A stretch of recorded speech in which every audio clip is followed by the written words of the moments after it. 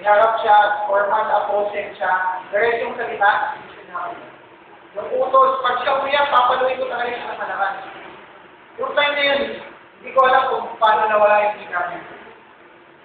Hanggang ngayon, ganun pa rin yung sa kanya. Ako, ganun pa rin sa kanya. Yung salita. Ngayon, si Abihan nyo, ngayon pala nag-start sa salita. Na susunod yung bata sa kanya. Nahihirapan na siya. Wala na ba? Ginawa sa kanya ng bata, pagpalo sa kanya, nag-ano kumain? Ikaw, parang gumati sa kanya. Sige nga.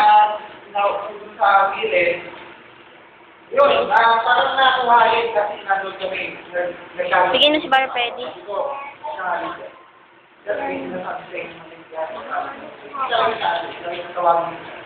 Ngayon, ako lang na nagpapasalamat kami sa mga. Mawawala yung sinanipan. Kapag hindi siya ibigay. Kapag hindi pinarmal niya siya, lahat kayo formal, wala pang bibigay. Lahat kayo dapat lahat formal. Pag umiyak yung bata, sabi ko, huwag ka umiyak. Huwag ka umiyak. Basta ganun lang, kung sabi nyo, diretso, at kayo yung sabi mo lang, kapag kinausap mo yung baby, yung wala kang 1 month, sinaulo kayo. Normal. Pero baliktad, mas sinaulo sila. Kasi binibigay sila. Sakot mo ko yan kay Simon. Yuko. Talagang dahilan lang yun. Lalakas pa yung katawan ng bata kapag pinormal. So, dahilan lang talaga yun. Okay. Sige, bibigay ko na kayo. Pero hindi siya hindi siya makakapagod na makakapagod. Napalo mo sa puwet eh. Napalo sa puwet. Pero pero talaga pag sa doktor, pinapayak pang bata. Pinapayak talaga perfect. Kasi hindi pinakakatakot pag umiyak yung bata.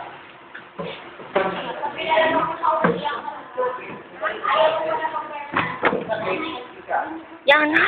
Okay. Happy. Wait lang. Okay. Dapat yung kami ng testimony, sinulat nyo sa PGA. Mag-post kayo, ang maganda. Bigyan tayo na confidence sa pag-post. Lapit lang kay Joy Rose. May oyak mag-post. Bayan lang mainom. Pero pangalan yung mag-post.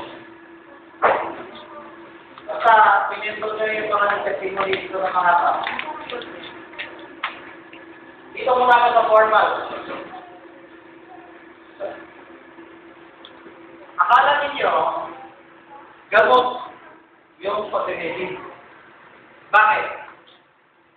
Hindi mo siya dinedi, normal talk mo siya. Sulat kaya na, kasi wala akong kopya. Hindi mo ba mapatay na anak mo? Sulat ka. Wala ka naman ginawa eh. Ginawa mo ko rin siya formal. Kahit mamatay siya, Sulat mo kasi hindi mo wala siya akong dinedi. kopya. Normal mo na siya. So, meron pang subconscious na carnally, na pag-dinedi,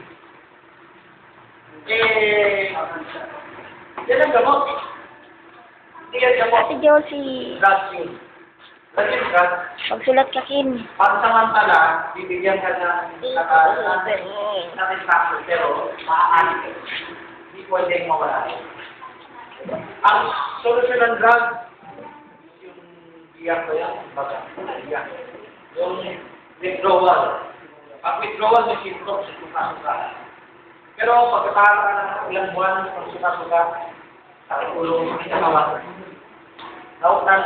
ka sila. Dato din sigarilyo, tingin mo, kaya sila tanggalin yun? Paghihirap ang katawan sila, tinanggal rin sigarilyo. Pag sinanay niya yung bata, yung pag-restore sa bata, mahirap. Pero kung mo naman, gagawin na agad na yung anak sa kapal lumaki, i-withdrawal mo pa rin siya kahit na masakit. Kung nakasaktan ka, paluin mo yung sarili mo sa puso mo, confess sa Diyos, na nagsaliling ka, nagsaliling ano ka. So, ilang minutes ka lang bago matapos yung pangalawa? 2. 2 minutes? Di, 20 minutes pa. 3 minutes? So, itong ang formal sa baby, 20 minutes. 20 seconds. Actually, placebo effect.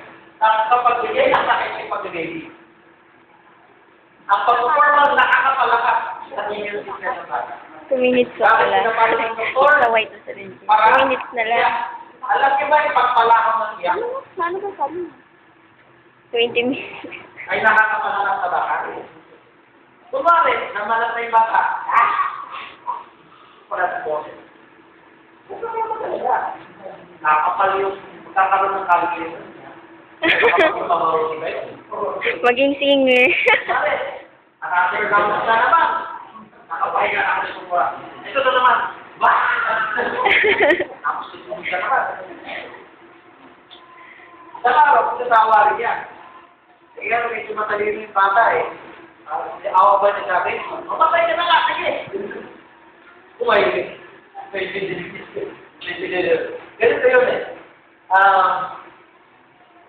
Yung palahaw, yung nakakamatay ng bata yan. Alam niyo, gano'ng kahalaga na hindi masanay ang bata o umiyak dahil nila sa baby? Joy, oh. Joy.